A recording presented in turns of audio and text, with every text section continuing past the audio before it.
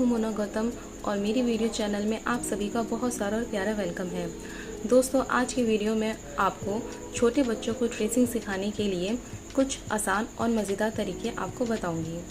तो कुछ बच्चे ऐसे होते हैं जो ट्रेसिंग करना बहुत जल्दी सीख जाते हैं और कुछ बच्चों को ट्रेसिंग सीखने में थोड़ा टाइम लग जाता है।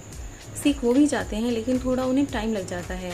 ऐसा इसलिए होता है क्योंकि उन बच्चों की फाइन मोटर स्किल्स में थोड़ी बहुत कमी हो जाती है। तो इस वीडियो के एंड में मैं फाइन मोटर स्किल्स से रिलेटेड 2-3 एक्सरसाइज भी बताऊंगी। और चलिए इस वीडियो को अब हम शुरू करते हैं।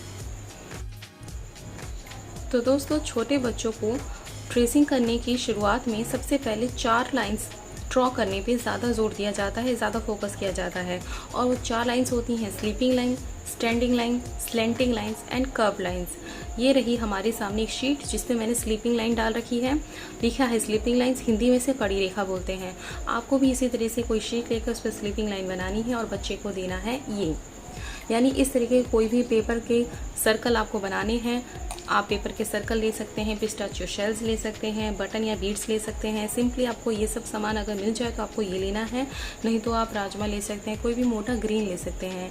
तो इसमें आपको ये करना है कि इस तरह से सामान बच्चों को देने हैं और बच्चों को अब क्या करना है कि अपने फिंगर से 1 बाय 1 इन सभी पेपर कोइंस का या जो भी ऑब्जेक्ट आपके पास है उन्हें इस तरीके से अरेंज करना है।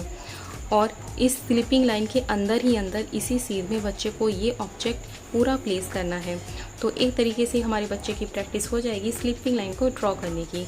इसे पूरा यहाँ से यहाँ तक कवर करना है और इस बात का ध्यान रखें कि बच्चा इसके ऊपर नीचे ना जाए, बिल्कुल सीधे सीध में जाना है। तो स्लीपिंग लाइन सिखा देने के बाद बच्चों को बाद में सिखाया जाता है standing line. Standing line obviously standing है, से आपको इस तरह की एक लाइन बना के देनी है। हिंदी में इसे खड़ी रेखा बोलते हैं। अगेन आपको इस तरह के पेपर कॉइन्स लेने हैं या फिर पिस्ताचियो शेल्स, जो भी आपके पास अवेलेबल है वही आपको देना है। पहले हमें स्लीपिंग लाइन की प्रैक्टिस करानी है, उसके बाद नंबर 2 पे हमें बच्चों को प्रैक्टिस करानी है स्टैंडिंग लाइन्स की। सेम इसी तरीके से बच्चों को इस पर 1 बाय 1 ये सब जो भी आपके पास सामान अवेलेबल है बच्चों को अरेंज करने के लिए देना है। अगेन हमें इस बात का ध्यान रखना है कि जो भी बच्चा ऑब्जेक्ट लगा रहा है 1 बाय 1 वो एकदम सीध में रहे, ऊपर नीचे अंदर बाहर ना हो, बिल्कुल सीध में जाए। तो इस तरीके से बच्चे की प्रैक्टिस हो जाएगी, ट्रेसिंग करने की शुरुआत हो जाएगी। स्टैंडिंग लाइन सिखा देने के बाद बच्चों को सिखाया जाता है स्लेंटिंग लाइन्स। स्लेंटिंग लाइन 2 तरह की होती है। ये वाली होती है लेफ्ट स्लेंटिंग लाइन जो कि लेफ्ट की तरफ जाती है, और ये होती है राइट स्लेंटिंग लाइन जो कि राइट में जाती है। मैंने इन दोनों लाइंस को मर्ज करके एक माउंटेन का रूप दे दिया है।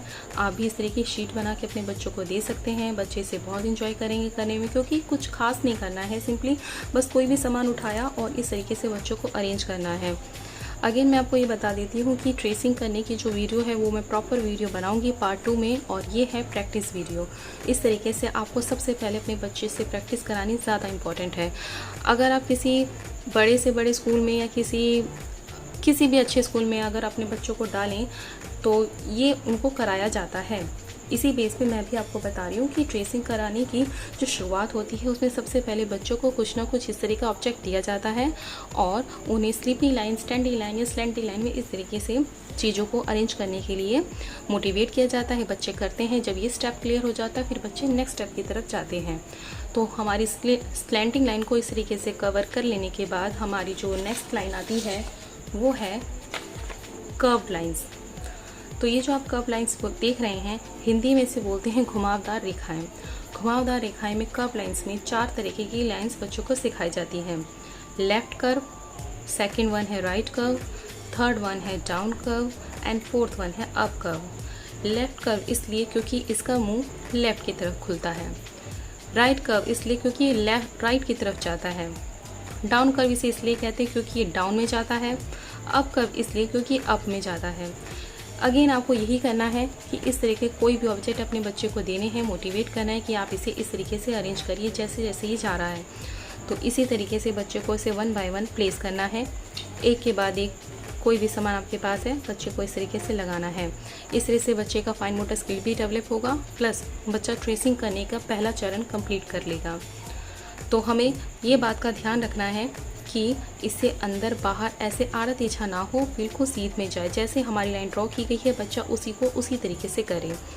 ठीक है दोस्तों, अब मैं आपको कुछ फाइन मोटर स्किल्स की एक्सरसाइज भी बता देती हूँ जो आपके बच्चों के लिए बहुत ही ज़्यादा बेनिफिशियल है। कुछ मेरे दोस्त सोच रहे होंगे कि आखिर इन सबको सिखाने की ज़रूरत क्या है, सीधे क ख ग सिखा देते हैं, सीधे 1 2 3 सिखा देते हैं, ABCD सिखा देते हैं लिखना।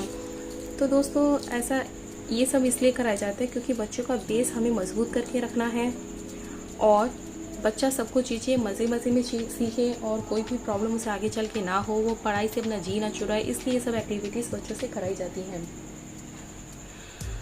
तो फाइन मोटर स्किल्स एनहेंस करने के लिए सबसे पहली जो एक्सरसाइज है वो मैं ये बताऊंगी आपको कि आप इस तरह का शीट पे कुछ भी ड्रॉ करके दे सकते हैं। ज़रूरी नहीं एप्पल, आप कुछ भी बना सकते हैं। जो बच्चे का फेवरेट आइटम है, गिफ्ट है, बच्चे का फेवरेट टॉय है, फेवरेट फ्रूट है, कुछ भी आप बच्चे को इसे से बना के दे सकते हैं।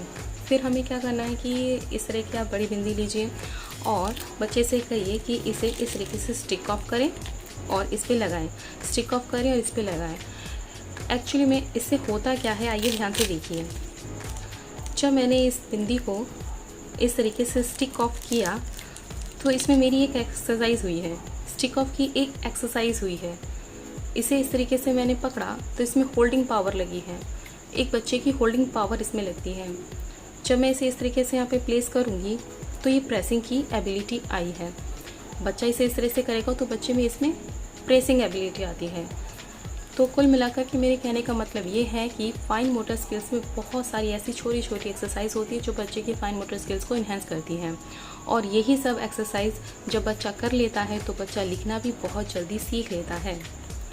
जब आपका बच्चा ये बड़ी बिंदियाँ करने के लिए काफ़ी अच्छा कर लेता है, हुनर उसमें आ जाता है, तो इसे थोड़ा सा आपको टफ़ बनाना है। टफ़ बनाना है ऐसे कि अब आप बड़ी की बजाय छोटी बिंदियाँ बच्चे को दे करने के लिए। छोटी बिंदियों में थोड़ा प्रेशर लगेगा, थोड़ा सा बच्चे को मेहनत करनी पड़ेगी उसे स्टिक ऑफ करके लगाने में। तो यही काम हमें बच्चे से अगेन एंड अगेन कराना है, बच्चे की फाइन मोटर स्किल्स इम्प्रूव करनी है। सेकेंड एक्सरसाइज मैं आपको बताऊँगी कुछ इस तरीके की। सभी के घर में ऐसी क्लिप होती हैं, आपके घर में भी ऑब्वियसली होंगी ही। तो हमें ये करना है कि आपको हैंगर ले सकते हैं, बर्तन ले सकते हैं, कोई गत्ता ले सकते हैं, कुछ भी आपके पास जो सामान है अवेलेबल आपको वही लेना है, कुछ खरीदने की ज़रूरत बिल्कुल भी नहीं है। इस तरीके से आपको ये क्लिप उठानी है और इसमें हैंगर करनी है। सॉरी, आपको नहीं करनी है, आपको अपने बच्चे को करने के लिए देनी है। अब कुछ मेरे दोस्त सोच सकते हैं, देखने के बाद सोचे कि आखिर इसे होता क्या है, इसका यूज़ क्या है, कहाँ काम आएगा। तो मैं आपको बताती हूँ कि दोस्तों, जैसे कि हमारी बॉडी में अगर कहीं पे हम एक्यूप्रेशर मसाज देते हैं तो दिखता तो हमें कुछ नहीं है, लेकिन एक्चुअली में जाकर वो हमें हमारी बॉडी को हील करता है। ठीक इसी तरीके से ये छोटी छोटी जो एक्सरसाइज होती हैं छोटे बच्चे के लिए बहुत ही ज़्यादा बेनिफिशियल होती है। अब ध्यान से देखिए, मैं बताती हूँ आपको इसे करके। जैसे कि ये मैं जब इसे खोल रही हूँ ऐसे खोल बंद, तो एक्चुअली में मुझे तो कोई प्रेशर नहीं करना पड़ रहा, मुझे तो कोई दिक्कत नहीं है ऐसे करने में, लेकिन छोटे बच्चे को इस क्लिप को इस तरीके से खोलने में प्रेशर देना पड़ रहा है। बच्चे का थंब ऐसे हो रहा है, बच्चे को इसमें मेहनत करनी पड़ रही है। ये मेहनत बच्चे को बाद में लिखने में भी तो काम आएगी। आप खुद ही सोचिए, ये जो बच्चा अभी ऐसे कर रहा है, इस क्लिप को इस तरह से यहाँ पे लगाना, ये वाले क्लिप उठाया इसे यहाँ पे लगाना, सेम वर्क बच्चे को राइटिंग में भी करना है। इसीलिए ये सब एक्सरसाइज बच्चों से कराई जाती है ताकि बच्चों में फाइन मोटर स्किल्स अच्छी हो जाने के बाद बच्चों से राइटिंग कराई जाती है। एक लास्ट एक्सरसाइज मैं आपको और बताना चाहती हूँ, वो है ये बहुत ही इंटरेस्टिंग एक्सरसाइज है। तो इसमें सिंपली आपको यही करना है। अगेन इस तरह के पेपर कॉइन्स ले सकते हैं आप, किसी बॉटल का कैप ले सकते हैं। तो ये इस तरीके से प्लेस करने के बाद बच्चे को बोलना है कि ऐसे go round, go curve, go round, go to home. इस तरह से बच्चे को हमें इंजॉय कराना है ये गेम अपने बच्चों से आप अगेन एंड अगेन करवाइए। अब इससे क्या होता है कि इस वाली एक्सरसाइज में बच्चे की दोनों आइज़ वर्क कर रही है, दोनों हैंड्स वर्क कर रहे हैं, दोनों हैंड्स की फिंगर्स वर्क कर रही हैं। तो ये बच्चे की आई एंड हैंड कोऑर्डिनेशन के लिए बहुत ही अच्छा है, एक बहुत ही अच्छी एक्सरसाइज है। तो ये सारी बातें, ये सारी एक्सरसाइज, ये सभी कुछ कंक्लूड होता है एक ही जगह पे जाके, और वो है ये कि बच्चे की ट्रेसिंग पावर को, बच्चे की ग्रिपिंग पावर को, बच्चे के आई एंड हैंड कोऑर्डिनेशन को और बच्चे की फाइन मोटर स्किल्स को इम्प्रूव करती हैं। तो मैंने अपनी वीडियो में सब कुछ बता दिया है दोस्तों। मैं इसकी नेक्स्ट वीडियो चलाऊँगी, उसमें मैं ट्रेसिंग के मामले में जितनी भी बातें सब डिफ़ाइन करके बताऊँगी। और मुझे आप सबसे एक बात और बतानी थी कि मैंने अपनी बेटी के एक नाम से एक चैनल ओपन किया है, and the channel name is precious life of kids. मैं आपसे ये रिक्वेस्ट करती हूँ कि आप अगर मेरी वीडियो देख रहे हैं, यहाँ तक अगर अभी बने हुए हैं, तो एक बार इस चैनल पे जाइए, विज़िट कीजिए। और ये मैंने बच्चों के लिए चैनल ओपन किया है। बच्चों से रिलेटेड मैं इसमें fun stories, magic stories, entertainment stories और मोरल स्टोरीज़ भी मैं टाइम टू टाइम डालती रहूँगी। आप एक बार चैनल पर विज़िट कीजिए। अगर आपको चैनल पसंद आता है, चैनल की वीडियोस अच्छे लगते हैं, कंटेंट समझ में आता है, तो ऑब्वियसली आप चैनल को लाइक कीजिए, सब्सक्राइब कीजिए। और अगर आपको कुछ सवाल एंड जवाब है तो आप कर सकते हैं कमेंट बॉक्स में जा कर के। तो ठीक है दोस्तों, आज की वीडियो में इतना ही। नेक्स्ट वीडियो में मिलते हैं, तब तक के लिए bye bye and thank you for watching.